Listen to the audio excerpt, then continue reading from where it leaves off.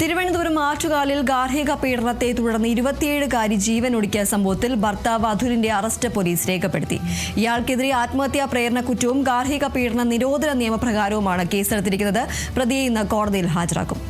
Aparna case ചേരുന്നു വിവരങ്ങളുമായി. അപർണ, ഏതായാലും ഇപ്പോൾ ഈ 27-കാരിയുടെ ഭർത്താവിന്റെ അതുലിന്റെ അറസ്റ്റ് രേഖപ്പെടുത്തിയിരിക്കുകയാണ്. ഇന്ന് അയാളെ കോടതിയിൽ ഹാജരാക്കും. എന്തൊക്കെയാണ് മറ്റു വിവരങ്ങൾ?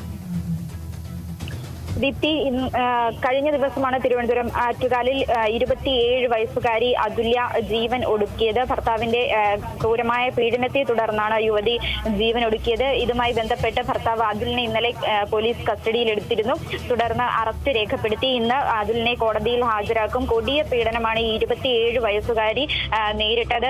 1.5 വർഷം മുമ്പാണ് ഇരുവരുടെയും വിവാഹം നടക്കുന്നത്. തുടർന്ന് 6 മാസങ്ങൾക്ക് മുമ്പാണ് തിരുവനന്തപുരം ആറ്റുകാലിൽ ഇവർ ജോലി സംബന്ധമായ കാര്യങ്ങൾക്കായി ഒരു വാടക വീട്ടിലാണ് താമസിച്ചു വന്നിരുന്നത്. കല്യാണം കഴിഞ്ഞ് 3-ാം മാസം മുതൽ തന്നെ ഇത്തരത്തിൽ അതുല്യെ നിരന്തരമായി തന്നെ ക്രൂരമായി പീഡിപ്പിച്ചിരുന്നു, ശാരീരികമായി ഉപദ്രവിച്ചിരുന്നു എന്ന വിവരങ്ങളാണ് പുറത്തു വരുന്നത്. അതായത് ഈ വിവരങ്ങളെല്ലാം തന്നെ അതുല്യ അമ്മയോട് പങ്കുവച്ചിരുന്നു, ചിത്രങ്ങളടക്കം പങ്കുവെച്ചുകൊണ്ട് പറഞ്ഞിരുന്നു. എന്നാൽ യാതൊരു വിധത്തിലുള്ള ഒരു നടപടിയും ഉണ്ടായിട്ടില്ല.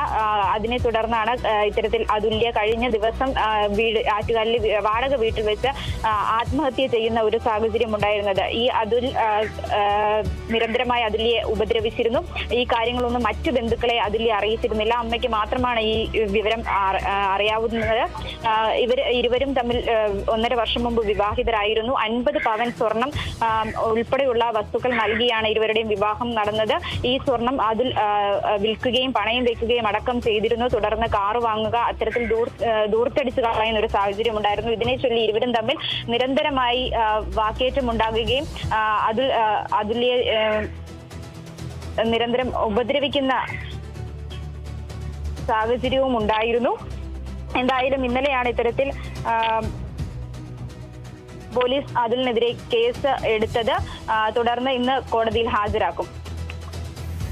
ഏതായാലും ആറ്റുകാലിൽ ഗാർഹിക പീഡനത്തെ തുടർന്ന് 27-കാരി ജീവൻ ഒടുക്കിയ സംഭവത്തിൽ ഇപ്പോൾ ഭർത്താവ് അറസ്റ്റിലായിരിക്കുകയാണ്. ഇയാളുടെ അറസ്റ്റ് പോലീസ് രേഖപ്പെടുത്തിയിട്ടുണ്ട്.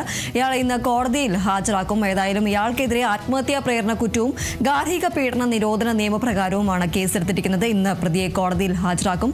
അപർണ കേസാണ് വിവരങ്ങൾ നൽകിയത്.